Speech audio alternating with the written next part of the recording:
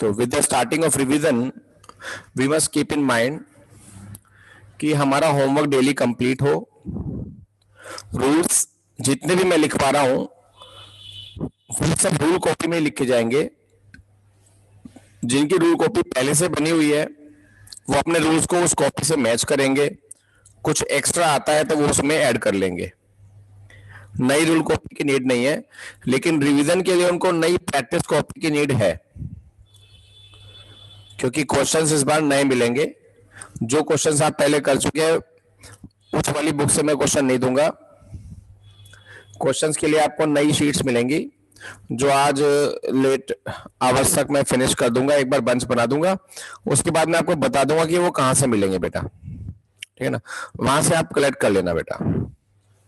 वो बंच में बना दूंगा रिवीजन बंच के नाम से, ठीक है। तो स्टार्ट करते हैं बेटा रिवीजन।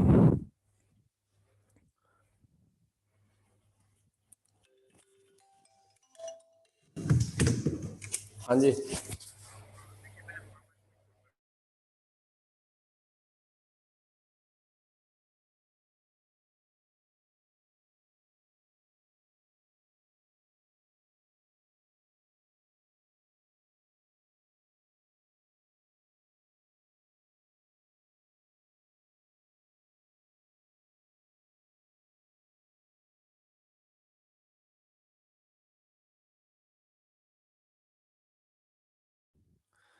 जिन बच्चों की रूल कॉपी नहीं बनी है या उन्हें रूल कॉपी के सिस्टम का नहीं पता है, तो मैं उनको बता दूं कि हमारे यहाँ एक रूल कॉपी बनती है जिसके अंदर हर चैप्टर के रूल्स लिखे लिखे जाते हैं।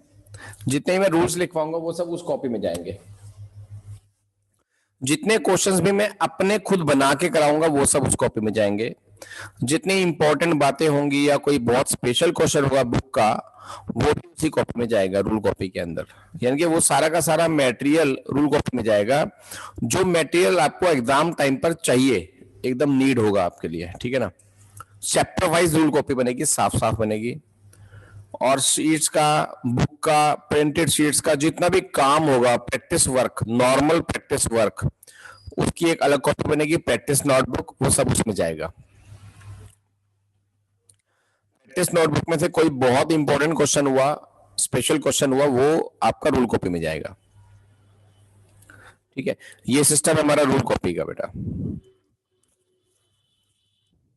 ठीक है। तो आज मैं स्टार्ट करता हूं rules of debit and credit.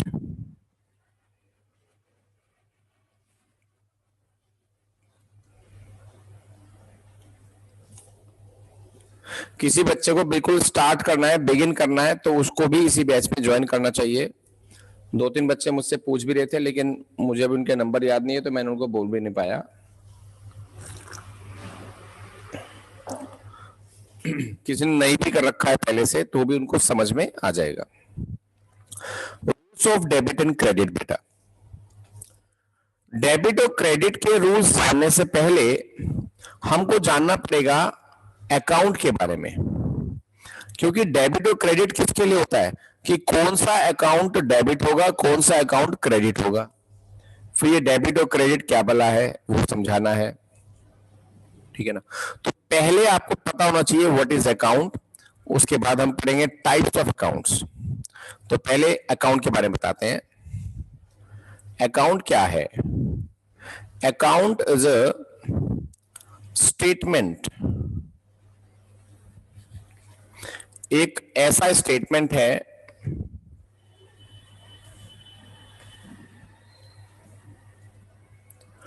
showing all the details of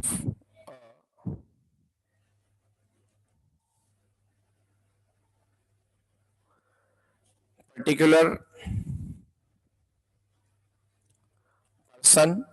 person, particular thing, particular asset, particular liability, etc. यानी कि किसी भी चीज से रिलेटेड बिजनेस में जितनी भी चीजें यूज हो रही हैं, चाहे पर्सन का नाम हम यूज करते हैं, चाहे कैश, फर्नीचर, बिल्डिंग, मशीन, या आपने बैंक से लोन लिया है या कोई खर्चा किया है, किसी भी चीज का आप हिसाब किताब मेंटेन करना चाहते हो तो उससे रिलेटेड डिटेल आप एक जगह पर लिखोगे, जहां पर उस चीज से रिलेटेड डिटेल हर जगह हर डिटेल लिखोगे उस पर्टिकुलर अकाउंट से रिलेटेड, उस पर्टिकुलर आइटम से रिलेटेड। ठीक है, उस स्टेटमेंट को बोलते हैं अकाउंट। ठीक है, तो अकाउंट मतलब एक किसी भी चीज की फुल डिटेल वहां पर आपको मिल जाएगी एक ही प्लेस पर। ठीक है, इसके बाद हमें जानना जरूरी है कि अकाउंट्स कितने टाइप के होते हैं। टाइप्स ऑफ अकाउंट्स, तो टाइप्स ऑफ अकाउंट्स के साथ ही मैं rules of debit and credit आपको बताता चलूंगा। तो अकाउंट्स के टाइप बेसिकली आपके सिलेबस में दो टाइप के हैं। पहला टाइप है ट्रेडिशनल और दूसरा टाइप है मॉडर्न।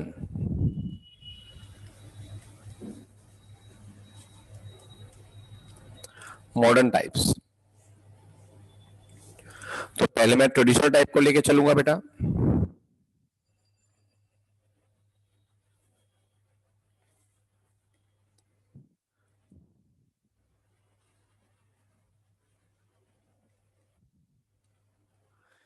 ट्रेडिशनल अप्रोच के अकॉर्डिंग अकाउंट्स दो तरह के होते हैं बेटा, दो तरह के होते हैं। बेसिकली ब्रॉडली वो दो तरह के होते हैं। पर्सनल अकाउंट्स और इम्पर्सनल अकाउंट्स, यानी कि अकाउंट्स रिलेटेड टू पर्संस और accounts not related to persons. ये दो टाइप के हो गए, ये दो ब्रॉड कैटेगरी होगी बेटा। इसके अंदर सब कैटेगरी बनती है। पर्सनल के अंदर तो नहीं बनती, लेकिन इम्पर्सनल के अंदर बनती है। रियल अकाउंट्स,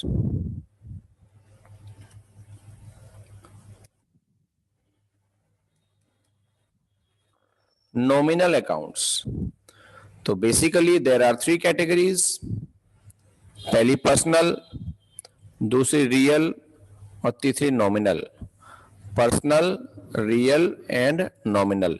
तो ट्रेडिशनल अप्रोच के अकॉर्डिंग अल्टीमेटली ये तीन कैटेगरी बन गई बेटा, personal account, real account and nominal accounts.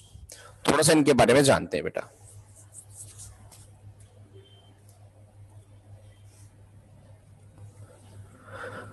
Personal accounts में क्या क्या इंक्लूड होता है? इंक्लूड्स ऑल those accounts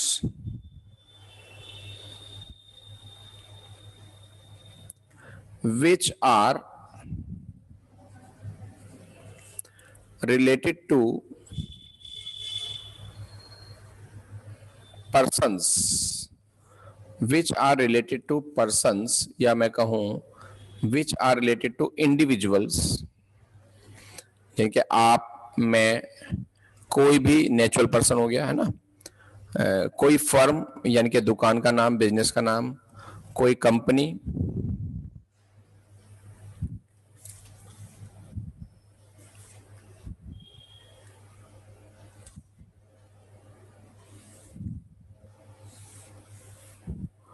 कोई institution,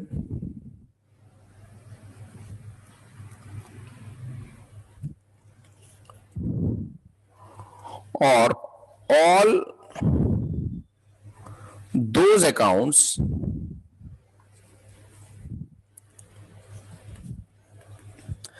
which represent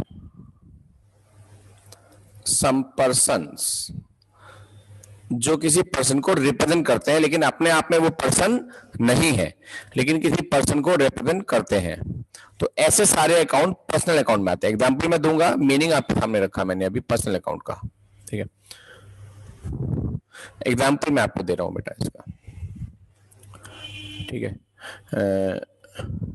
Robert,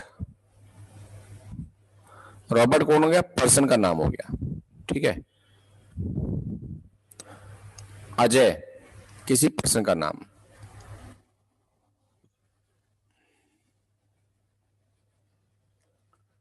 Bindal sons, ये किसी पर्सन का नाम हो गया।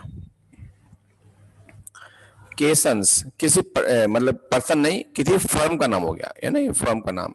केसन्स ये किसी फर्म का नाम हो गया, ठीक है। और टाटा स्टील्स ये किसी कंपनी का नाम हो गया, ठीक। एसडी पब्लिक स्कूल ये किसी इंस्टीट्यूशन का नाम हो गया, किसी कॉलेज का नाम, स्कूल का नाम, ऑर्गेनाइजेशन का नाम। तो ये सब हमारे पर्सनल अकाउंट का पार्ट है बेटा, ये सब पर्सनल अकाउंट के अंदर आते हैं, ठीक है। और भी कुछ चीजें पर्सनल अकाउंट में आती हैं।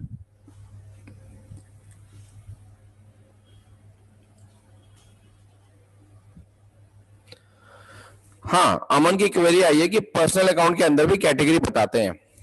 वो कैटेगरी थ्योरेटिकली बहुत इंपॉर्टेंट है, आपको कर लेनी चाहिए, वो समझा भी दूंगा मैं आपको, ठीक है। तीन तरह की उसके पर्सनल अकाउंट भी तीन तरह के होते हैं, लेकिन अभी मैं रूल समझा रहा हूं तो उसमें मेरे को तीनों कैटेगरी बताने की नीड नहीं है अभी, ठीक है।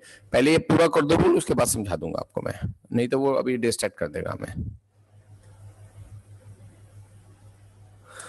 थ्योरेटिकली करने की जरूरत है, नहीं तो हमें तो बस ये, अगर रूल के हिसाब से देखा जाए तो हमें पता होना चाहिए कि ये पर्सनल अकाउंट है, फिर हम उसके साथ पर्सनल अकाउंट वाला बिहेवियर करते हैं बेटा।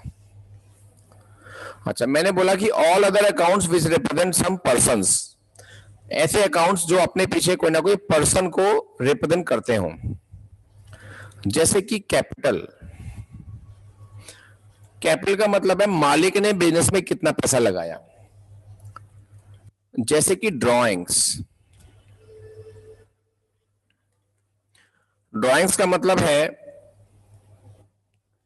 कि मालिक ने बिजनेस में से कितना पैसा निकाला अपने पर्सनल यूज के लिए।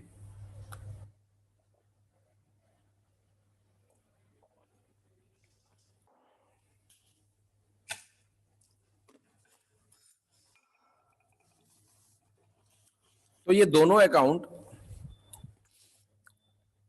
किसको रिप्रेजेंट कर रहे हैं? ये दोनों अकाउंट ओनर को रिप्रेजेंट कर रहे हैं, इसलिए ओनर क्या हो गया? पर्सनल अकाउंट हो गया। यस कबीर बोलो। सर ये कैपिटल ड्राइंग्स वाला दोबारा बता दीजिए। ठीक है। कैपिटल क्या होती है? जब दुकान का मालिक दुकान में पैसे लगाता है, अपने घर का पैसा बिजनेस में लगाता है, तो मालिक ने जितना भी इन्वेस्टमेंट किया बिजनेस के अंदर, वो टोटल इन्वेस्टमेंट कहलाता है कैपिटल। ये जब टर्मिनोलॉजी में समझाता हूं तब समझाता हूं, मैंने उन सबको स्किप करके रिवीजन शुरू किया है। मैं ये सोचा था कि शायद सबको ये टर्मिनोलॉजी तो पता ही होगी कि what is capital, what is drawing, what is asset, नहीं तो इसका भी लेक्चर दे दिया जाएगा आपको। ड्राइंग का मतलब क्या होता है?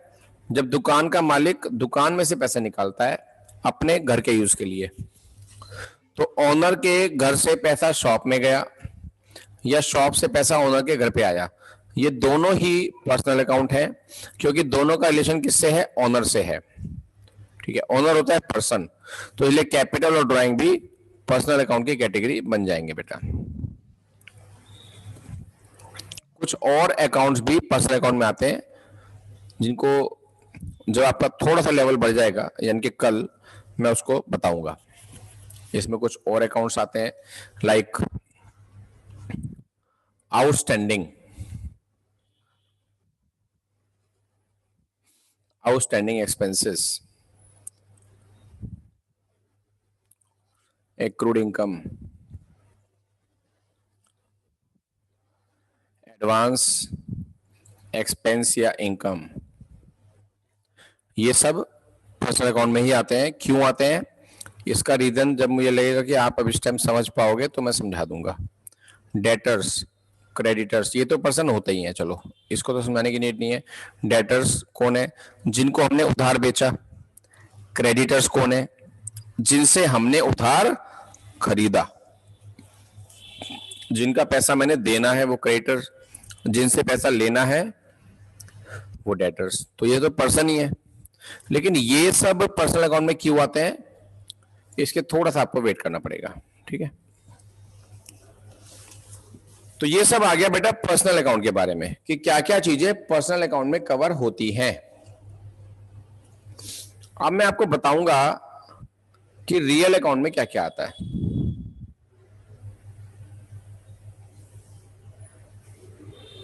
बोलो नमन। सर ये जो आपने अभी बताया ये जो लास्ट में, हाँ, इसमें ये तो हम सारे इसमें लिखेंगे ना नॉमिनल अकाउंट में। नहीं पर्सनल।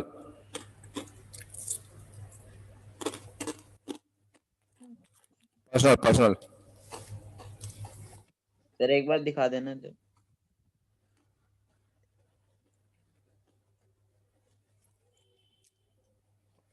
एक्सपेंस इनकम नहीं लिखवाया मैंने, मैंने बोला एडवांस एक्सपेंस या advance income, accrued income, outstanding expenses. Sir एक बार एक्रूड इनकम और आउटस्टैंडिंग एक्सपेंसेस बता दो क्या होता है, मैं ध्यान मैंने नहीं आ रही मुझे। आपको जब ये टॉपिक समझाना, मेरे को मालूम है ना इसका लेवल थोड़ा हाई है, तो मैंने आपको खुद बोला है कि ये टॉपिक अभी समझ में नहीं आएंगे आपको। जब मुझे लगेगा कि आपको समझ में आ जाएंगे आज, तो मैं समझाऊंगा, चाहे वो मैं आज लेक्चर के लास्ट में समझाऊं और या मैं चाहे कल समझाऊं इसको। ठीक है ना, पहले तीनों की ब्रॉड कैटेगरी आप समझ लो, तीनों समझने के बाद इसको समझोगे तो जल्दी समझ में आएगा। Okay sir.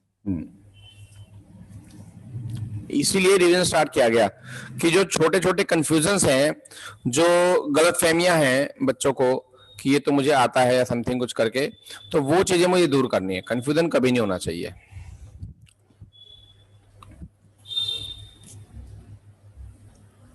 अब आ गया रियल अकाउंट्स। रियल अकाउंट में क्या आता है कि वो अकाउंट्स आते हैं जो अकाउंट्स रियली एग्जिस्ट, जो हमारे बिजनेस में रियली एग्जिस्ट करते हैं, या अकाउंट्स जो नेचर वाइज परमानेंट नेचर के होते हैं। परमानेंट कैसे, जैसे आपने मशीन परचेज करी, मशीन परचेज कर, मशीन चल रही है, आपका ईयर क्लोज हो गया, ईयर क्लोज हो गया, उसके बाद नया ईयर स्टार्ट हो गया। ठीक है, जो नया ईयर स्टार्ट हुआ तो वो जो सीडी था वो बन गया ब्रॉड डाउन, यानी कि मतलब ये अकाउंट्स कभी क्लोज नहीं होते, ये अकाउंट चलते रहते हैं, इन्हें बोलते हैं परमानेंट नेचर के अकाउंट। तो इसमें कौन कौन से आते हैं, एक तो जैसे मशीन आ गई, बिल्डिंग आ गई,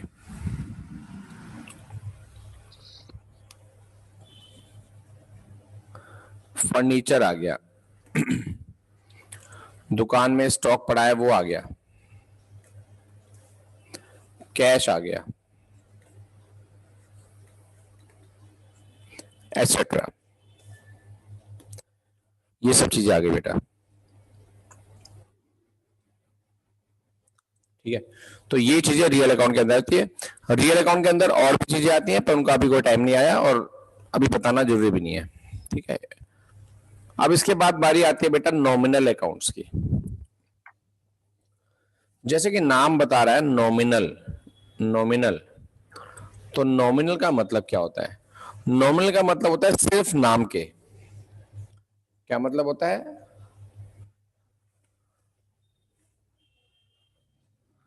इसका बेटर वर्जन लिखवाता हूं आपको, यूज्ड ओनली फॉर नेम। ऐसी चीजें जो सिर्फ नाम के लिए यूज होती है, अपने आप में उनकी कोई रियलिटी नहीं होती, अपने आप में उनका कोई अस्तित्व नहीं होता। जैसे एग्जांपल देता हूं बेटा मैं आपको, आपने अपने वर्कर्स को सैलरी पे करी, आपने अपने वर्कर्स को सैलरी पे करी।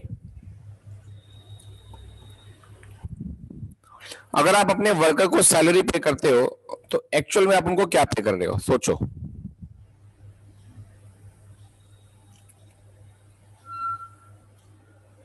सोचो सोचो।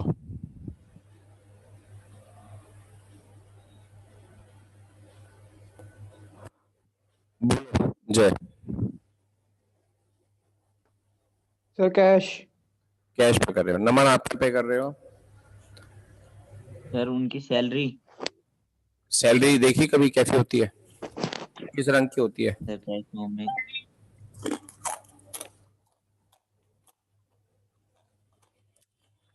बेसिकली आप उनको दे तो पैसा रहे हो, लेकिन लिख क्या रहे हो कि हमने क्या पे करा? सैलरी। आपने किसी को किराया दिया तो आप क्या लिखते हो? आपने उनको किराया दिया, रेंट पे किया। आपने किसी को कमीशन दिया तो आप क्या वर्ड यूज करते हो कि आपने कमीशन दिया, लेकिन एक्चुअल में आपने कमीशन नहीं दिया होता। ठीक है ना? तो इस तरह के जितने भी नाम होते हैं, या आपने मजदूरों को मजदूरी दी, वेजेस दी, ठीक है ना, तो जितने भी खर्चे होते हैं या जितनी भी इनकम्स होती हैं, जैसे कि रिसीव्ड रेंट, कहीं से किराया मिला, रिसीव्ड इंटरेस्ट, कहीं से इंटरेस्ट मिल गया। अच्छा, मिलता तो कैश ही है और पे करते हैं तो भी कैश ही पे करते हैं, लेकिन हम ये नहीं बोलते कि पैसा मिला, हम बोलते हैं किराया मिला, कमीशन मिला, इंटरेस्ट मिला। या पे करना होता है तो हम कहते हैं हमने अपने वर्कर्स को सैलरी पे कर दी, पर एक्चुअल में हमने क्या दिया होता है? कैश। हमें क्या मिला होता है? कैश। पर नाम किसका यूज होता है? इन चीजों का। तो ये चीजें सिर्फ नाम के लिए यूज होती हैं, अपने आप में इनकी कोई शक्ल सूरत नहीं होती, कोई एग्जिस्टेंस नहीं होती। ठीक है? तो ऐसी चीजों को बोला जाता है नॉमिनल अकाउंट्स। तो नॉमिनल अकाउंट में क्या क्या कवर होता है बेटा? एक्सपेंसेस, इनकम्स, लॉसेस या गेन्स।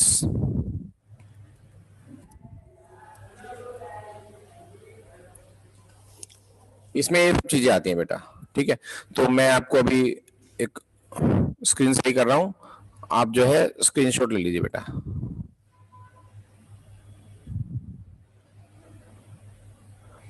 इन लेक्चर्स की रिकॉर्डिंग भी ऐप पर मिलेगी। जी बेटा, स्क्रीनशॉट लो।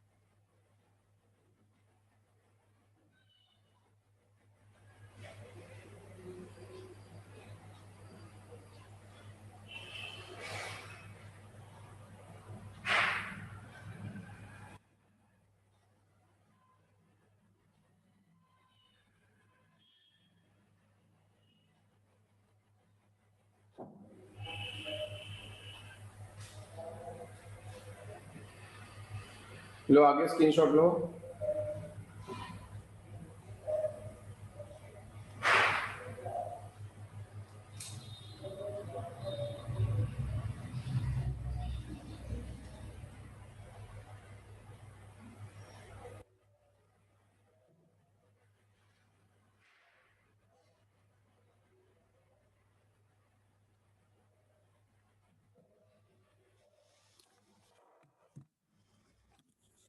अभी आपको ऐप के बारे में नहीं पता, मैंने ऐप भी इंट्रोड्यूस किया था अभी, वो ऐप भी आपको मिलेगा। उस ऐप में जितनी भी क्लास में ले रहा हूँ सबकी रिकॉर्डिंग आएगी, आप इन क्लासेस को 3 बार और देख सकते हो। 3 बार देखने के बाद भी आपको लगता है कि दोबारा और भी देखना है तो आप मुझसे परमिशन लेके उसके व्यूज बढ़वा सकते हो रिवीजन के लिए ना। लो बेटा स्क्रीनशॉट।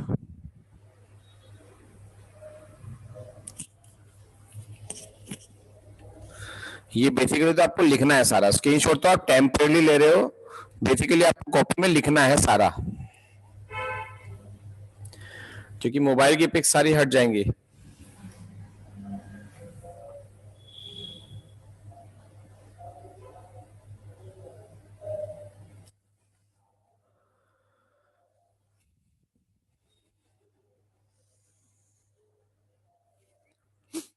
तो एक क्वेश्चन आया आपके सामने,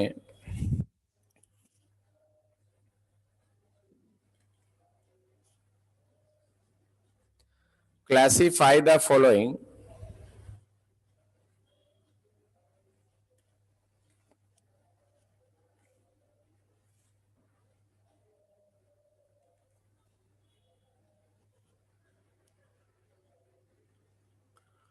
into real account, personal account and nominal accounts। जिसको नहीं पता मैं बता दूं दोबारा से, मेरा एक ऐप है अनमोल वाणी के नाम से, ठीक है ना। वैसे आप मेरे से व्हाट्सएप पे अलग से भी आप पूछ सकते हैं इसके बारे में। जो जो बच्चे रजिस्टर्ड हैं इस ऐप के अंदर, उनको पर्टिकुलर बैच में हम रजिस्टर करते हैं। आपके बैच का नाम है 115। तो उस बैच में आपको मैं रजिस्टर कर दूंगा, फिर मैं जो भी क्लास लूंगा वो क्लास सीधा उसी ऐप में उस बैच में चली जाएगी। जैसे आज क्लास लूंगा तो रात तक 10-11 बजे तक वो क्लास आ जाएगी। नेक्स्ट डे मॉर्निंग आप उस क्लास को रिवाइज कर सकते हैं, दोबारा सुन सकते हैं। बस उस क्लास को आप रिकॉर्ड नहीं कर सकते, उस क्लास को आप किसी को सेंड नहीं कर सकते, आपके यूज के लिए है वो, ठीक है।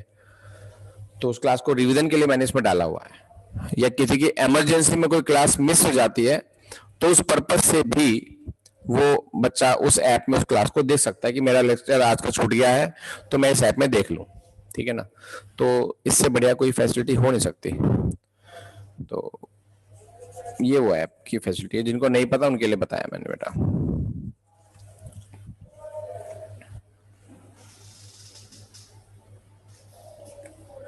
हाँ, इसमें क्या क्या आइटम दे रहा हूं मैं।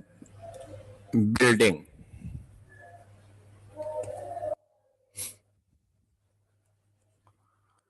राजा and sons,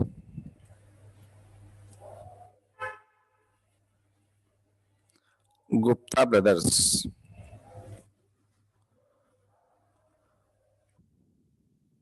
salary,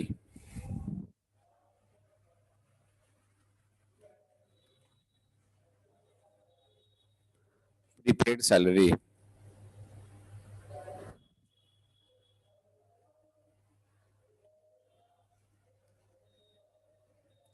debtors, cash, furniture, Naman,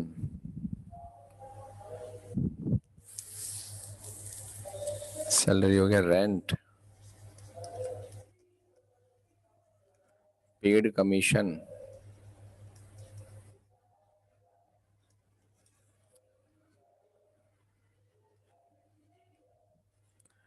received interest,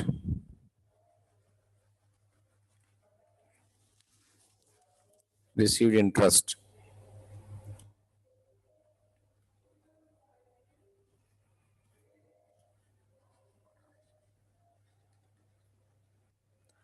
Reliance limited,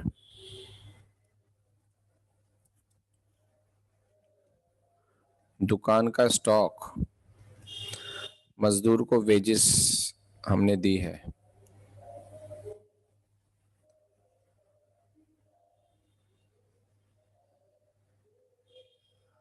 outstanding wages,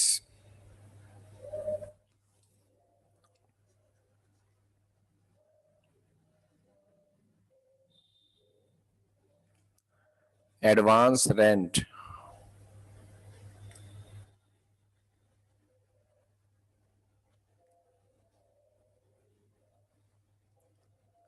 etcetera.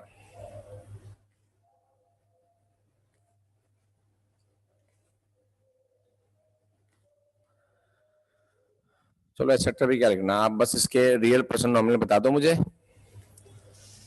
मतलब जल्दी से कर लो आप अपनी कॉपी में, मैं मैच करवाता हूँ।